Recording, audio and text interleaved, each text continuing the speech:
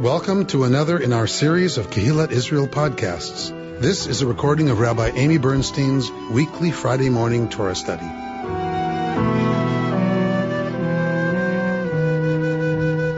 We are going to have a little adventure this morning. We are not going to stay with the text of the Torah portion. Rather, we are going to read some of the Torah portion, and then we are going to look at another text. Anybody want to guess which one? Think about what's coming. Nachon. Rita, what were you going to say? The Haggadah. Nah, well, close. I'm sorry, the Megillah. Megillah. Exactly right. So we are going to look at a portion of the text from our Torah portion, and we're going to hold that next to text from the Megillah. It is not always or even that often that Tetzaveh, this Torah portion, bumps up against Purim, like this close. So this Monday is Purim. We are celebrating as a community tomorrow, is the Purim Bash. We have 290 something people signed up. And then Monday is Adult Purim. So we are celebrating Purim and reading Parshat Tetzaveh. All right. So Tetzaveh is about instructions regarding what? What have we begun reading about? The Mishkan, the tabernacle. So we are reading instructions about building the actual structure. This week in Tetzaveh, we are getting a description of the garments that the priests that we are commanded in this parsha to make for the priests, including the high priest. I haven't said it yet, George. So that's why we're going to jump to that part of the parsha, which means we will be in Exodus chapter 28. Ve'ata hakrev elecha et Aaron achicha. So you are to bring close Aharon, your brother, and his sons with him from amongst the people of Israel in order to make him and his sons Kohanim, right? Priests. Remember, they are Levites. All priests are Levites, not all Levites are priests. So from the tribe of Levi, this family alone becomes priests. Interesting that Aharon passes his status to his sons. Who does not pass in leadership their status to their sons? Moshe. Interesting. Moshe does not pass leadership to his sons. So we can have a very long conversation about why or why not. Why is one station hereditary and the other not? The rabbis have a good time with that. It's interesting. There's a big split in Islam between the Shia and the Sunni over whether the succession after the Prophet Muhammad was going to family or not. Nachon. Okay. Which is why Moshe commissions Joshua publicly in front of all the people, right? This is exactly why Moshe does it publicly and in front of all of the people, because you don't want any kind of secession, right? You don't want any kind of succession argument or fight, which can lead to civil war or a division of the cult into sects, right? And that's exactly what happened with Islam. So you are to make vestments for your brother Aaron, lechavod, for respect, for dignity, ultif aret, and for beauty. You shall instruct all who are skillful, here called chochmei lev, wise of heart, whom I have endowed with the gift of skill. Not exactly. This is a terrible translation. So you will speak to all those who are wise of heart, whom have been filled with the spirit of wisdom. Ruach chokhmah, the spirit of wisdom. Ve'asu et bigdei Aharon lekodsho, and they will make the clothing for Aharon to sanctify him for his being a priest to me. These are the vestments they are to make: a breastpiece, an ephod, a robe, a fringed tunic, a headdress, and a sash. They shall make those sacral vestments for your brother Aaron and for his sons for priestly service to me. They therefore shall receive the gold, the blue, purple, and crimson yarns, and the fine linen. They shall make the ephod of gold, of blue, purple, and crimson yarns, and of fine twisted linen worked into designs. It shall have 2 shoulder pieces attached. They shall be attached at its 2 ends. And the decorated band that is upon it shall be made like it, of 1 piece with it, of gold, of blue, purple, and crimson yarns, and of fine twisted linen. Then take 2 lazuli stones and engrave on them the names of the sons of Israel, 6 of their names on the 1 stone, and the names of the remaining 6 on the other stone, in the order of their birth. On the 2 stones you shall make seal engravings, the work of a lapidary, the names of the children of Israel, having bordered them with frames of gold. Attach the 2 stones to the shoulder pieces of the ephod as stones for remembrance of the Israelite people, whose names Aaron shall carry upon his 2 shoulder pieces for remembrance before Yud-Heh-Vav-Heh. Then make frames of gold and 2 chains of pure gold. Braid these like corded work and fasten the corded chains to the frames. You shall make a breastpiece of decision worked into a design. Make it in the style of the ephod. Make it of gold, of blue, purple, and crimson yarns, and of fine twisted linen. It shall be square and doubled, a span in length and a span in width. Set it in mounted stones, in 4 rows of stones. The first row shall be a row of carnelian, chrysolite, and emerald. The second row a turquoise, a sapphire, and an amethyst. The third row a jacinth, an agate, and a crystal. And the fourth row a beryl, a lapis lazuli, and a jasper. They shall be framed with gold in their moldings. The stones shall correspond to the names of the sons of Israel, 12 corresponding to their names. They shall be engraved like seals, each with its name for the 12 tribes. On the breastpiece make braided chains of corded work in pure gold. Make 2 rings of gold on the breastpiece and fasten the 2 rings at the 2 ends of the breastpiece, attaching the 2 golden cords to the 2 rings at the ends of the breastpiece. Then fasten the 2 ends of the cords to the 2 frames, which you shall attach to the shoulder pieces of the ephod at the front. Make 2 rings of gold and attach them to the 2 ends of the breastpiece at its inner edge, which faces the ephod.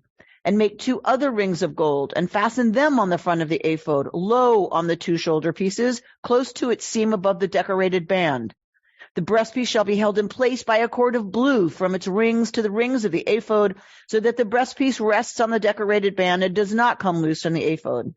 Aaron shall carry the names of the sons of Israel on the breastpiece of decision over his heart when he enters the sanctuary, for remembrance before Yud-Heh-Vav-Heh at all times. Inside the breastpiece of decision you shall place the Urim and Tumim, so that they are over Aaron's heart when he comes before Yud-Heh-Vav-Heh.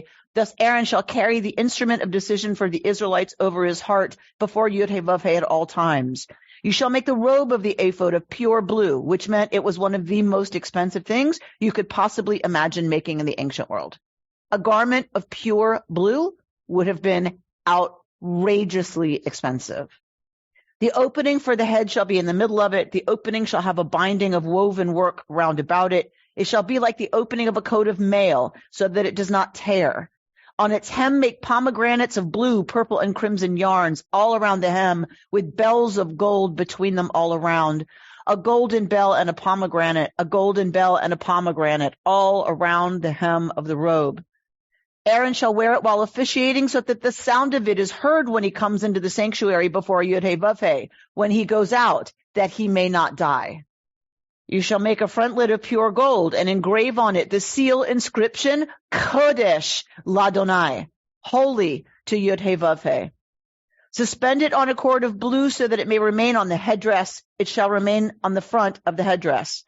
It shall be on Aaron's forehead, that Aaron may take away any sin arising from the holy things that the Israelites consecrate. From any of their sacred donations, it shall be on his forehead at all times, to win acceptance for them before Yud-Heh-Vav-Heh. You shall make the fringed tunic of fine linen. You shall make the headdress of fine linen. You shall make the sash of embroidered work. And for Aaron's sons you shall also make tunics, and make sashes for them, and make turbans for them, lechavod ultifaret, for dignity and beauty. Put these on your brother Aaron and on his sons as well. Anoint them and ordain them and consecrate them to serve me as priests, right? Mashachta. We saw this word last week. This is where Mashiach comes from, right? The word Mashiach comes from anointed one. You shall also make them linen breeches to cover their nakedness. They shall extend from hips to the thighs, so that when they walk up that big staircase with their tunic on, they're not showing more than they need to. They shall be worn by Aaron and his sons when they enter the tent of meeting or when they approach the altar to officiate in the sanctuary, so that they do not incur punishment and die. It shall be a law for all time for him and his offspring to come. Okay. So that was our description of the priestly garments.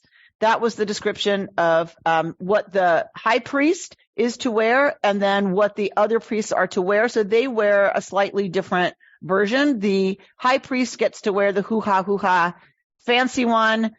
The other ones just get, a tunic. Like it's not quite the same. So I saw the microphone go. Who's going to speak? May I make a comment? Sure. Just for information, the glass at the top of this room, the very top, and the Star of David in the sanctuary, I took the stones that they mentioned to the paint store, and we matched the stones that were described in the Torah to the paint colors, so that all of those jewels are represented twice in our synagogue. So this is typical in synagogues. This is very typical. You take we talked about it on the Torah cover last week, right? You take the symbols, the colors, the themes of the Mishkan, of the high priest garments, of the priestly garments, and you use it throughout the synagogue, right, to be resonant of this description. I was just thinking about IKEA directions. You were just thinking of IKEA directions. Yes. Right. So sort of like IKEA directions, when people have actually tried to follow the instructions for building a lot of what's described in these parshiot, they cannot figure out how to make what it says the way it says to make it. So in that sense, it is like instructions created in another language, literally, right? And then translated loosely sometimes into English, right? Where it's just like, I don't understand how, with the words you have just written down, I am supposed to make these things into what the picture shows. Would you grab it? Do you mind? My YouTube channel is not loading for some reason. It's telling me I have no content. Is this like God as fashion designer? Yeah. It is. Yes. So decision here of the breastplate means it is it is what in the ancient world you would call an oracle. The Urim and Tumim can only give a yes or no answer, but at big national moments, it was only used for national moments of crisis. The high priest could go in and could request that God give a thumbs up or a thumbs down. They would wear the breastplate. Yes. So you reached into the Urim and Tumim to get your yes or no answer. So but it only was for national things like, is this enough for us to go to war? Right? Are we justified in going on a war of aggression, which is different from a war of defense? Killing in a war of defense is always permissible. It's questionable when it's a war of aggression. So that might be a moment where the priest would want the Urim and Tumim to say yes or no. Only the Urim and Tumim. I was trying to find for you a picture of the high priest's garments and of the Mishkan itself, but I don't know why my channel. Shield. Yeah, but why Magen? It's not a shield. Davka, it's not a shield. What is a shield for? Yes. So Davka, you wouldn't use any terminology that's about war to talk about, right, it's lichavod ultif aret. It's Davka, the opposite of war. What are these silver breastplates, and everything else for lechavod u'tifaret, for honor and for, they say adornment, but tiferet is beauty, And right? For beautification. there was one phrase where, let's say they leave and die. So the priest must wear these garments unless they walk out and die. So there's several things that are dangerous. Apparently, one is to come before God without warning God that one is coming. And how does one do that? Well, there's the bell. There's the bells, right? So the bells, it is not polite to come into someone's most private chamber without announcing oneself, right? Could you imagine someone walking into your bedroom, like without announcing themselves? That is rude. And so the last being you want to be rude to is, the all-powerful, almighty, all-knowing, Yud-Heh-Vav-Heh, right? So what the priest announces his presence with the bells. Some want to say it's also so that the Israelites know the priest is still alive and going about his job. Like everyone knows he's okay because they're not allowed to go in. They can't see where he is. The Levites can't see him. Levites can't go into the inner part of the Mishkan. And so that means that the high priest is by himself and no one can see him. So the bells let you know he's still walking around in there, like doing what he's supposed to do. I had the sense that this part was after, it was upon leaving, like retreating. No. Okay, so there's no threat from people on the outside. No, because only the Levites can be in the big tent at all. So it's only the Levites there. But the other piece is, so the bells is one part. The other part is that this is the protective suit one has to wear to walk into a nuclear facility. You don't go into a nuclear facility without, from head to toe, right, being prepared, right, and protected from the power of that. This is similar. The power of Yud-Heh-Vav-Heh will go forth and consume what's in its path if the right precautions are not taken. It just is how things work. That's just how it is, right? There's no why. There's no how come. There's no that makes no sense. Like that is a modern contemporary mind trying to read these texts. In the ancient world, they completely understood. Blood is apotropaic, right? They understood. This is how the world works. If you don't go in to the Holy of Holies prepared, like you're toast. You are toast. They understood that. This is our culture's description of that in ancient Israel, but every ancient Near Eastern culture, I'm going to risk it here, my credibility, and say, I would say all ancient cultures understood the way the world operated and then what you had to do to protect and to mitigate against the forces that one can't see, right? Go up to Mount Olympus. You do not go up to Mount Olympus unprepared. They totally understood radioactivity. Okay. But David, notice how I've been repeating what people said. But to the Mount Olympus piece, Mount Olympus, of course, is mythic, right? It's not a real place. The Mishkan, a lot of people want to argue, is a traveling Sinai, right? The Mishkan is a traveling Sinai. So God gives the commandments, the tablets at Sinai. They are placed in the Aron so that then they carry Sinai with them. So the encounter between the sacred, God as the most sacred possible and humanity, the most profane possible, because they sin, right? Like angels don't sin, so humanity is the only ones, and animals don't sin. So the most holy possible and pure possible and the most contaminatable possible come together at Sinai and come together in the Mishkan. Okay? So a representation of the mythic mountain For us, it's also mythic. We don't know where Sinai is. Like, we don't know where this, Mount Sinai is. That's on purpose, right? Torah doesn't want us to know. Why not? So we don't go there and make very nice, Lord Diamond. So you don't pay a tour guide to take you there as the sun rises and have some kind of different experience of the divine than one could have in a lot at the oceanfront hotel. You should not venerate anything about the physical mountain. It was pretty neat, though. Okay, already. We have someone who sold out. All right. Just kidding. All right. So we're going to now... So we have an idea of this set of garments, right? Use your imagination. So we've got this amazing tunic. It's made out of the most expensive color possible. So you don't see it a lot in the ancient world, right? You were lucky if you had a little trim of something with blue or purple or crimson, because it's hugely expensive. So any of that color, anywhere, on anything you have, is a mark of your status.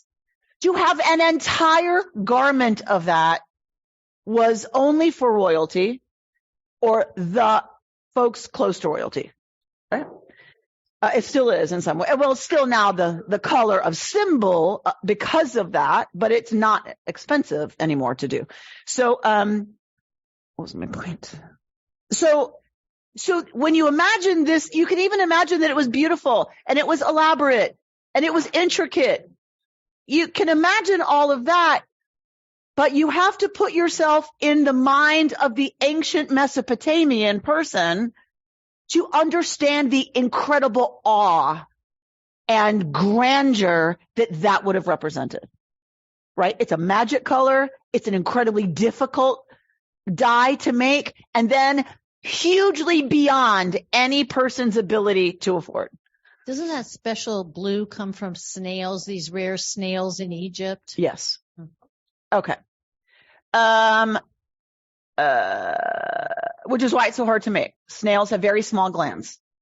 And yes. I would want to know, when you read it brings awe to me when I try and imagine it. It's just not to the people there and then. It's today's reader when we read it again and again.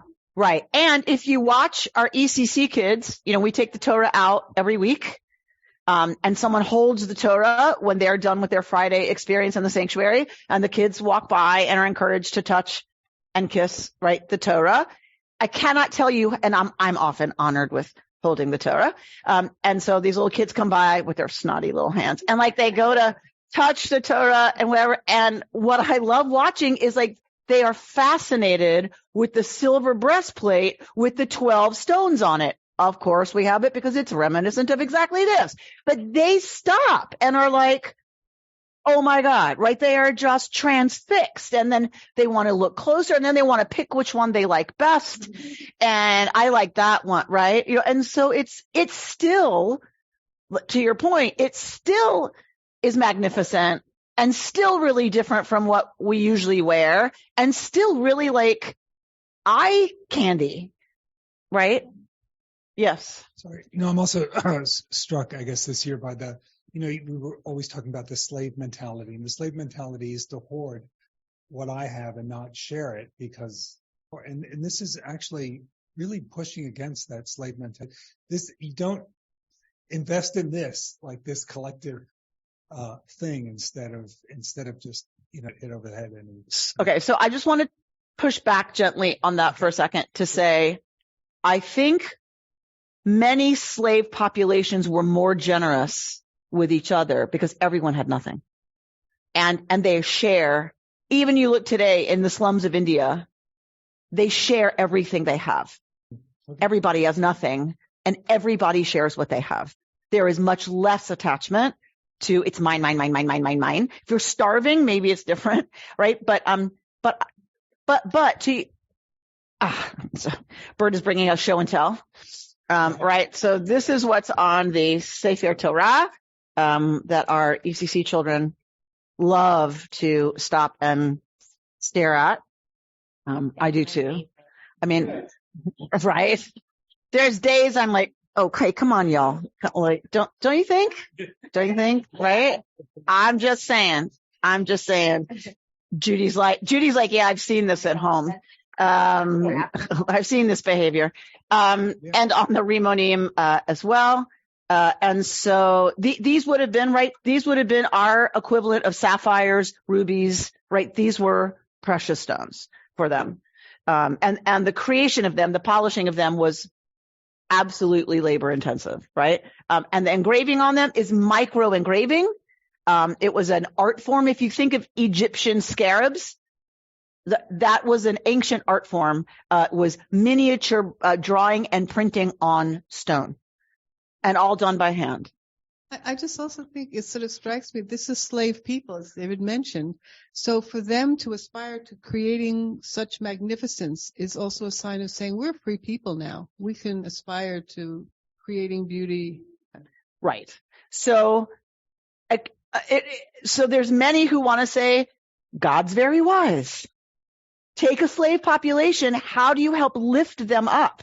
How do you help dignify Chabad? How do you help dignify them and have them see themselves as beautiful, right? You do that through this communal building project, which, to our discussion last week, what's going to happen next week? What do they do with gold, jewelry, and artisanry next week? They are right next to each other for a reason. Those stories, which I told you I think is just so beautiful, they are right next to each other for a reason. Here's the instructions of how you can be a people of kavod and understand yourselves differently than slaves. And what do the slaves do? The minute they get afraid, the minute they panic, what do? They go right back to Egypt. Aren't they wealthy for the, maybe I'm misinterpreting. My understanding was that they, a lot of the stuff a lot of the gold, precious stones that they have, they got on their way out of Egypt. They borrowed it from the Egyptians. Right. But would they be the sort of, I don't know, nouveau riche type of, they suddenly have all this stuff, and it's almost like it's being diverted into this communal. Well, it's why this text continues to speak to Americans, 2023, right? I have no trouble talking to B'nai Mitzvah kids about these parshiot. Because what you spend your money on, what you spend your precious resources on, tells you what is important to you. Is it going to be a $4,000, $20,000 Birkin bag? I only know this because I read that book. Is it a $20,000 Birkin bag? Or is it a communal project, right, that is about Chavod and Tifaret, about what is Kadosh and what helps us live lives of Kedusha.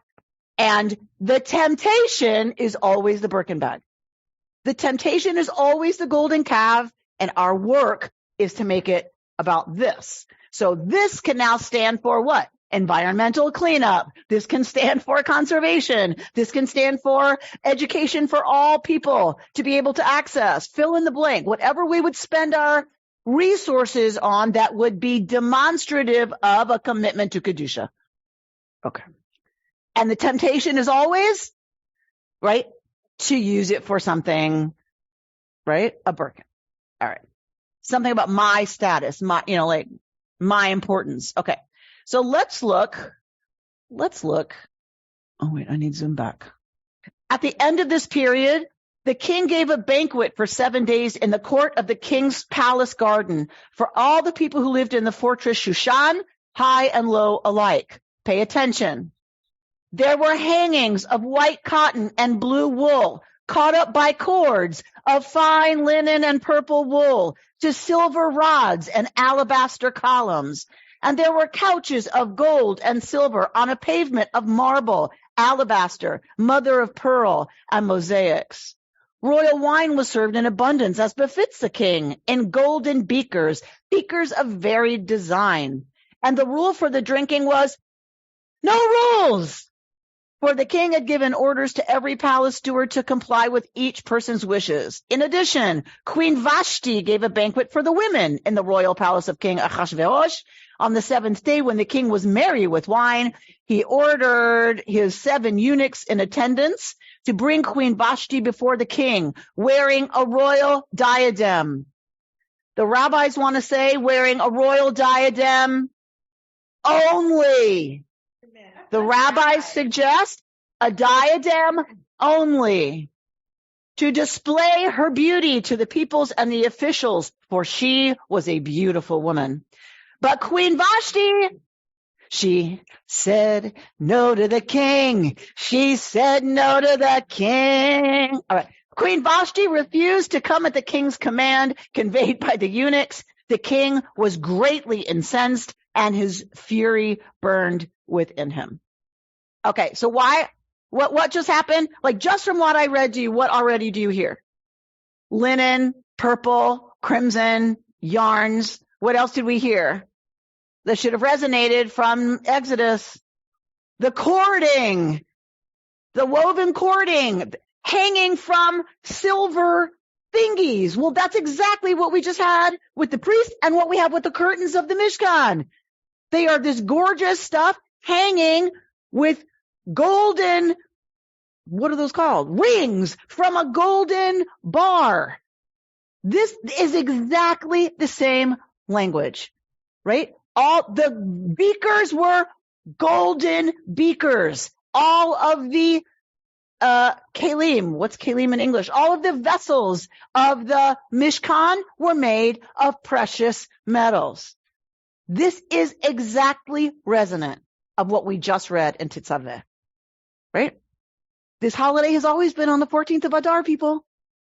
Therefore, it is always somewhere near Tetzaveh. It is somewhere near, even if it's 3 or 4 weeks apart, it's somewhere near Jewish consciousness about the Mishkan. Yes? George, you with me? Okay, good. So this is always kind of there. Right? So this is always, so the folks writing the Megillah and setting it in Adar are in the consciousness of Tabernacle Land. Right?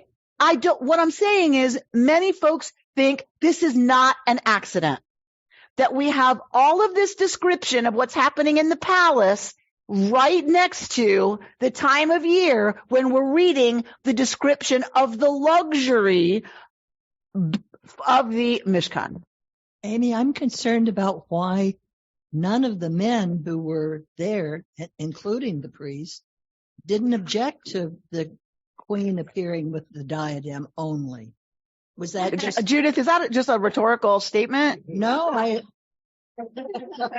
like for real. Like, hello. You don't think this happens at... Oh, okay, I'm not going to say the name of the place. Well, it probably happens a lot, but... I mean, it happened... This is standard fare. This is standard behavior. And the men are all... Bringing in naked dancers? Why is this shocking to anybody? Because these men are all supposed to be... Who? The Persian court? Is still relevant. The Persian court. Why would the Persian court men care? I'm confused. What would they object to? They would probably say bring it on, but did they never? I don't understand why they wouldn't say, well, this is not right. This is wow. Then how do you explain the most of human history? Wealthy men bring in beautiful naked women to dance for them. That is their entertainment. Men don't mind that part in the Torah yet. Huh? But remember, we're not in Torah. We're not in Torah. And we're not talking about Jews. We're not talking about Israelite men. I'm not saying they're any different. I'm saying this text is written on purpose like this. This text is written on purpose to juxtapose what is done with luxury items on the one hand and what's done with luxury items on the other hand. What's done with beautiful clothing and a tunic and a crown, not tunic, a turban, right, on the one hand, and what's done with a crown in Shushan. It is meant to be gaudy, horrible, disgusting. That's the point. You're putting it up against exactly the description that we got of what's happening in the Mishkan. I don't think that's an accident. I think it is to drive home the debauchery of Ahasuerus' court. And if you take any ruler, any rich person who is committed to their own hedonism, there is not an objection by the men in the room to what's happening. I'm sorry. They can leave, but they're not going to object. You don't do that when you're in someone else's space and you're dealing with someone who's wealthy and powerful, particularly a king, right? Okay. I'm sorry? Ha ha ha ha ha. Ha ha ha. So make the case. Go ahead. Make the case. Okay, so it's more golden calf stuff. So you don't use it for the glorification of God. You're using it for the glorification of the Birkin bag. Okay. Like that. Right? So in that sense, Ahasuerus and that society is doing exactly what the Israelites do next week. Right? And how does Torah feel about what happens next week? Right. Thumbs down. Right? So I can't help but believe that the people who wrote the Shushan story are not very aware, exceedingly aware, right, of using that imagery, using all of that portrayal, the debauchery, the disgustingness of the materialism, right, versus the Mishkan, and that our golden calf is right there is not an accident in either case. Okay. And there's orgies in the Bible too, just so you know. I'm sorry, what? I was going to point out about Pinchas, and if you want to see Jews doing it, you can just wait a few chapters. Just wait a few chapters. So the guy with the Midianite woman, exactly. They do it right in the, like right there. The king's taking on basically the qualities of the Mishkan and saying, the king's saying that my life deserves to be treated just like the Mishkan. All the things that are there, I should have too. And that turns out to be not such a good thing for him. Sort of, but remember, this is the king of Persia. So he wouldn't know from the Mishkan. The writers are saying, right, there are two ways we can use beauty. Lechavod ultifaret, or for my status and to show my wealth and my power and to cow everyone else. So how is the reader to understand that all of that beauty and gold and wine is not good? That the king is having. Why is this such a bad thing? Like, yeah, they're having a good time. Sign me up. Because he's gonna want to murder all the Jews? Well, well, okay. There's that thinking. It's how he thinks, right? It's just like, oh, okay, we'll just murder a bunch of people, no problem. And Vashti, once he dismisses Vashti, what do you think happens to her? You think he buys her a nice estate in Hawaii? She did. Yes, she's hanging from one of those rods in the. He doesn't get super punished though. No. So let's hold because that's a really good point. Because part of what we need to ask is, what is the point of the Purim story? Why was it written? That is a very important question that nobody knows the answer to, by the way, because no one told us. We just have the Megillah. We don't have the thinking behind the Megillah. So everyone has to extrapolate from the story. What was the purpose of the author, right? Because this never happened, people. Let's be very clear. This never happened. And why is it included in the canon? And why is it included in the canon? Very good. Okay. Good questions. After many days of drinking, Ahasuerus orders his wife Vashti to display her beauty before the guests. When she refuses, Ahasuerus deposes her as queen. Ahasuerus then orders all beautiful girls in his kingdom to be presented to him so he can select a new queen. The beauty contest takes place after each woman has prepared herself physically over many months and occurs overnight in the king's private chamber. I don't think you have this text. The winner of this questionable contest is the orphaned Esther. What does her name exactly sound like?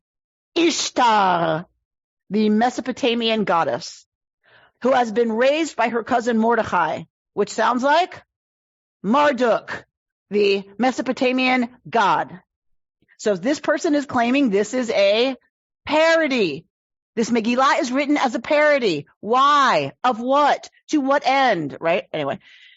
King Ahasuerus and the men of his court, and later all the men of Shushan, drink and feast with abandon. They do so amidst gold and silver, tchelet and argaman, making the palace sound suspiciously like the Mishkan. The same materials that earlier in the Jewish journey had been assembled to glorify God now serve as the backdrop for drinking and debauchery. Although the king is not Jewish, this allusion to the sacred space of the Mishkan turns the reader's attention to the question of the strength of the new queen's Jewish identity. Is she a Jew in exile who painfully feels the hardship of staying hidden? Or is she an assimilated Jew with a name like Amy, disconnected from her Jewish heritage, for whom remaining hidden does not take a large toll? This is a question asked of all Jews living in the diaspora. How connected are they to their homeland and their historical and religious heritage? We hear Esther speak up for the Jewish people only after she's reminded that she will not be saved if Haman's plot is carried out. So with the disappearance of Vashti, we now get Esther, who is not called Hadassah. She has a Jewish name. It's Hadassah. We're told that in the Megillah, but she's called Esther. She's called Amy, not Rachel. That is significant. Why isn't she called Hadassah? Because she's assimilated. So I think it's significant that she has a Persian name, like the most Persian name, Ishtar, right? And that's how she identifies. And she becomes queen. We don't know why she hides her identity as a Jew. We don't know. There's no indication that he went to each house and only non-Jewish women were taken. First of all, it wasn't voluntary. These young women were seized and taken into the harem, where they spent over a year preparing to go sleep with the king and audition. Well, what happens once you audition and you don't make it?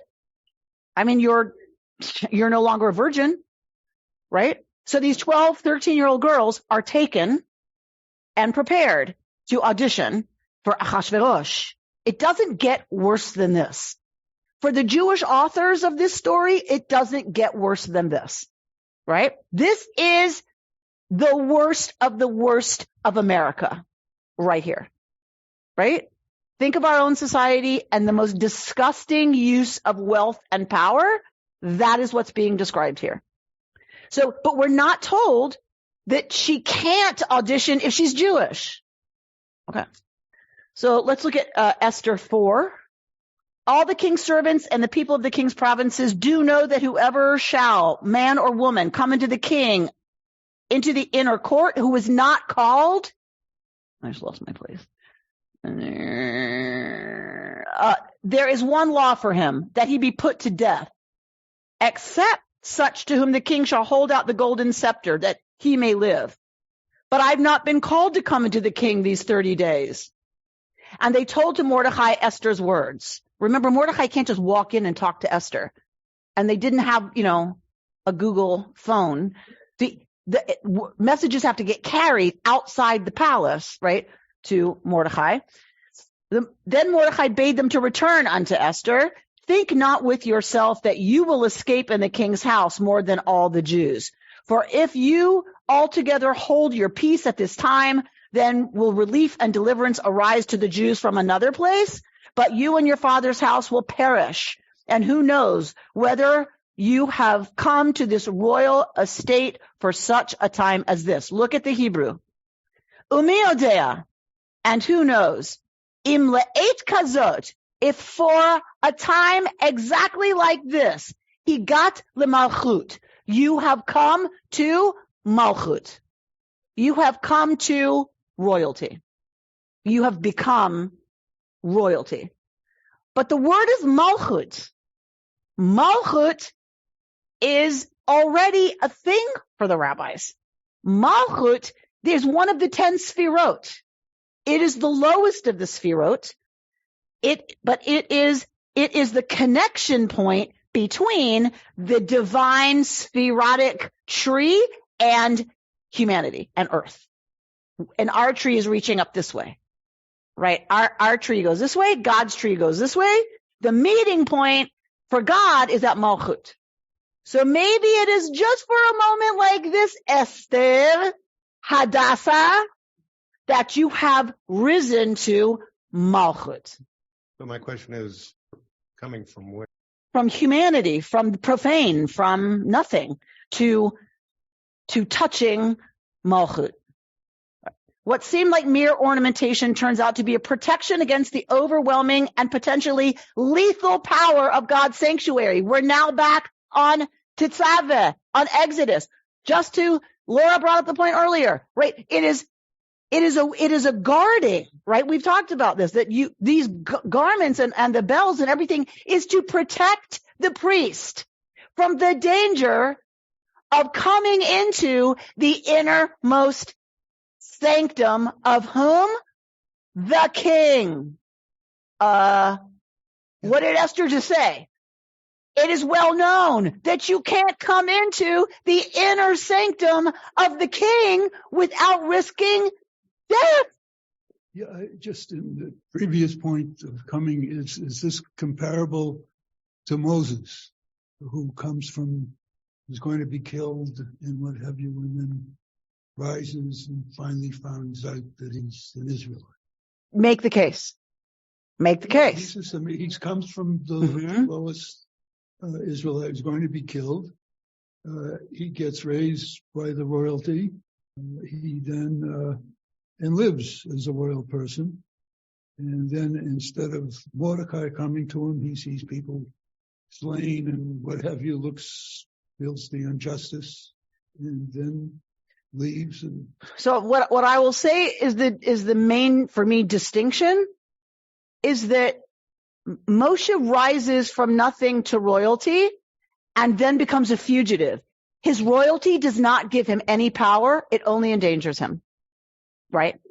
He has to flee because he's broken Pharaoh's orders and he's now got to go.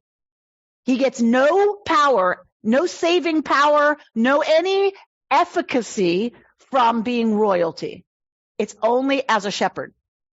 Esther goes from nothing to royalty, and it is her status as royalty that saves the Jews. So that's where I would make the distinction, but very similar themes.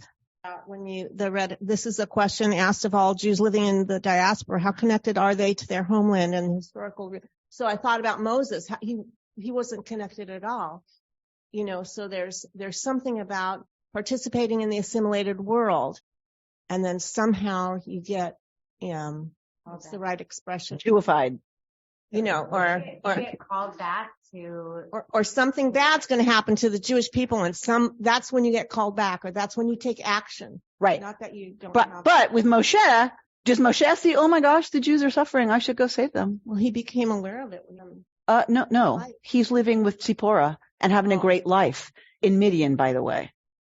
How does he get to the mission of going to save the Jewish people? God says, go free them. And what does Moshe say? I can't. You picked the wrong guy. You made a mistake. Call someone else. In the story of Purim, so who would be that? Is Mordecai some kind of? There's no mention of God in the Megillah. God is Hester, hidden. See what the rabbis did there? God is Hester, hidden. How do horrible things happen in the world? If God is all powerful, all knowing, and all good, the only way terrible things happen, not Israelite theology, we're moving to rabbinic theology and Kabbalistic theology. Leaving biblical theology, how do bad things happen? Hester panim. God hides God's face. And when there is Hester panim, horrible things happen. Okay. So, Dana, hold that, as I asked Laura to hold it, hold that in terms of what is the point of this story. The authors could have put God anywhere they wanted to. Esther heard the voice of God. Esther, loyal to God, chose to risk her life. Mordecai, a loyal servant of Yud-Heh Vav-Heh, who lights Shabbos candles and makes kiddush. They could have put it anywhere. It is not here. Why not? What does that mean? What is the point of writing the story this way? What are they trying to tell us? God is mentioned a lot. You mean you couldn't, at the writing of this, you couldn't talk about God? So turns out that's not true. But that's a good one. That was a good one. That was a really good one. But it turns out it's not true. Maybe. The Jews were able to live with a Jewish identity. Cyrus gives the Jews permission to return to Israel. There's a theory that this is written. Okay, now you chew on why it's written this way. There's a theory that this is written by the Jews of New York who have no interest in returning to build the temple. Cyrus gives them permission from the Babylonian exile to go back and build the temple, right? Ezra and Nehemiah are like, all right, y'all, now we have to do our sacred obligation and go rebuild the temple, right? Temple language is everywhere, Mishkan language is everywhere here. Mishkan becomes the temple. That language is everywhere here. The imagery is everywhere here because they are saying this is the new Mishkan.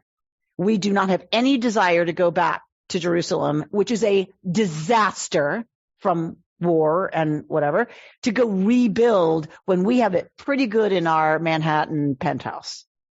I was going to say, I think maybe the Megillah story is like a message for the diaspora that God doesn't have to be mentioned to whatever the lessons are, we have to embody them in our actions, in our stories, wherever we spread. Nice. And who is the one who does that in our story? Esther. You can't ignore. If Laura's purpose for writing this is true, I take great pride in the fact that the hero of the story, the one who risks her life to go into the inner sanctum of the king in all of these amazing finery, is exactly parallel to the Kohen Hagadol, to the high priest. Makes you understand Esther's story in a completely different way. And it makes me very proud that this made it into the canon. Well, assimilation is such a part of who we are. I mean, unfortunately, in being beholden to foreign courts, I mean, that should be something not just that we all identify. Especially today, but it hasn't changed since the Babylonian exile, right? It's the same exact situation. If you're living under a tolerant, wealthy government, why do we want to go back to Jerusalem? Like, are you kidding? Have you seen the sizes of the apartments there? But it's not, but that's saying that, it's about Oh, sorry. That's sort of like a denigration of the diaspora. And I don't think this story is denigrating it. I think it's saying, hey, look, we can live in ways that are assimilated. Yeah, but I don't think it's denigrating to say, why would we want to go back and be in a tiny Jerusalem apartment? Why would we want that? Right. When we can have a great life here. If it's a wealthy, tolerant government, why wouldn't we stay? I agree. Yeah. Okay. I thought your tone was maybe denigrating. Oh, my tone. Okay. Laura Diamond's one of the few people who can talk to me about my tone. No, I misunderstood. Yeah. No, it's right. Why would we want to go back? Like, this is okay. It's okay. Yes. And look, we can take care of ourselves. Right. If we rise to power, Dafka, if we're in the diaspora and rise to power, we can stop terrible things from happening. We can't do that if we're sitting in Jerusalem and the Jews are endangered wherever. If we don't have high connected Jews, who's going to save them? But this is before democracy, right? Thinking about the fact that if Esther is in the position of the high priest, she is a young woman who would never get to be in that position in Jerusalem, and that there are things that are possible for her and for other people outside of Jerusalem that wouldn't be possible if they returned. Beautiful. So not only is she not stuck in a small apartment in Jerusalem that has no running water and no electricity because it's been destroyed. So not only does she have to, not go live in a tent, in a destruction zone, she would never have had access to this kind of whatever. Neither did any other Israelite, but leaving that aside for a second, she would never have had access to this as a female. Where do females have status? Where do females have the opportunity to have a different kind of power? Manhattan. In the diaspora, right? A beautiful other level of possibly, right, a position of the text by making the heroine a woman. Things are possible. Now, possible. You get taken from your home at 13 and taken to the harem and sleeping with the king, and it went well. So You got the job. But, right. So it's not ideal, right? They're not romanticizing or idealizing women's lives. But to your point, it is a point that never would have been possible. Not only not for women, but for anyone not born a Levite or a Kohen. I'm thinking specifically less about the sort of status that she gets from royalty, but the like parallel to being able to embody the role of a high priest, which wouldn't be possible in what we read in Exodus. Yes. All right. Well, oh my gosh, we are out of time. I don't know how this happens. We're not going to get through any of these texts. Okay. So take them home. It is Purim. So, there's a lot of these texts that talk about kind of the message of Purim, and just as the high priest dressed to impress, dressed for the role, and that garmentry, like that jewelry, that is lechavod otif aret, so that the priest, some want to say, feels up to the role, right? Kind of dealing with the imposter syndrome, right? There's never been a high priest. How is Aaron supposed to feel up to this role, right? Well, that's part of what happens when you put on the uniform, when you put on the costume. I'm not making a parallel here, but just about uniforms. You know, Nazi soldiers could take off their uniform, go home and play with the puppy and the toddler, and then go murder toddlers with German shepherds once they put that uniform back on. So, I mean, there is a very real way that what we wear influences and impacts who we are, right? Look at how many times in court it's brought up, if a woman is assaulted, what was she wearing? Because what she wears communicates somehow her intention, her permission. By whom? Right? The males who perceive her and who have the power to assault. So the robe of the judge, the white coat of the doctor is a prime example of how patients respond, right? So we have a lot of associations with authority and a role that comes with what we wear. So the whole idea of costuming on Purim is kind of about this. And so the idea that we can put on different costumes means we get the opportunity and the permission to flirt with being other than who we usually are. You've been listening to Rabbi Amy Bernstein's Friday Morning Torah Study from Kehillat Israel in Pacific Palisades, California. For more information, go to our website, www.ourki.org.